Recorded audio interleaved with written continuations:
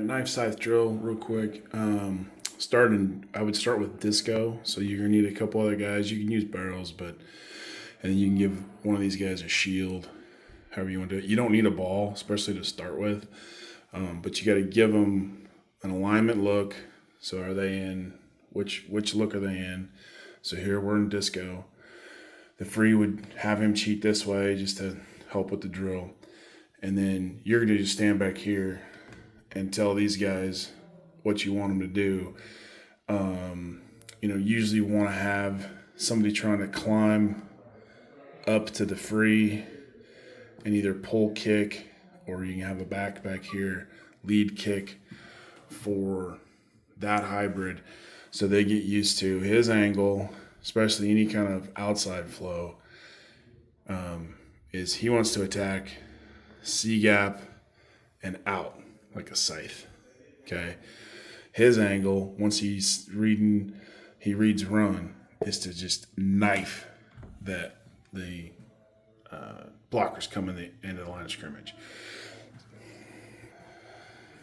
So the knife technique is, heel line of the O line, coming down flat. Don't get upfield or they can come underneath you.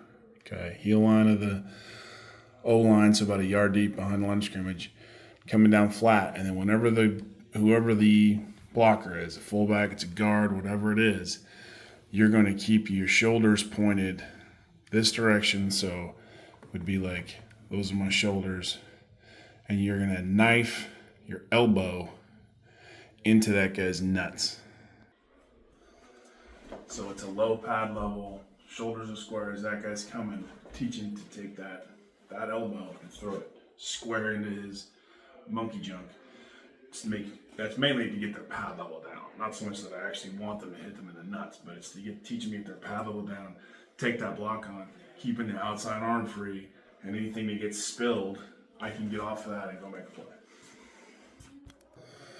So he's keeping contain, and he's in a position where it's going to stop that. That's as wide as it goes, and if the ball gets outside of him, he can come off that and make a play.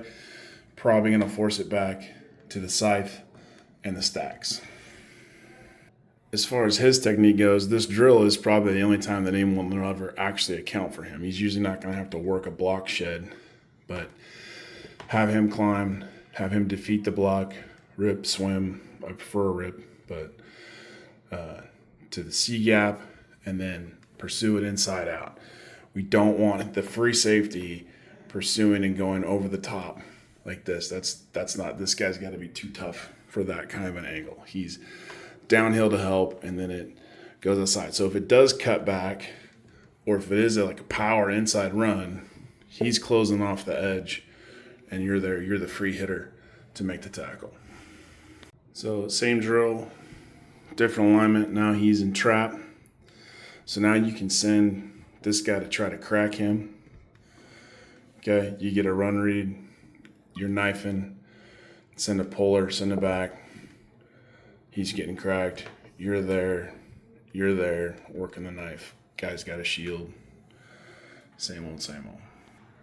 And then the reason you have these guys out here is just like you can't give them a pass look. So you have all the linemen, or the three linemen, if you're only using three, pass set. Goes in. Now he's got to get his flat to trail work. You can have this guy actually come out here and run a hitch, do whatever, and now he's going to float. We don't want to see him blitzing because he'll never get there. He needs to read pass and read his zone key, which is always number 3. So if it's a running back, what's the running back doing?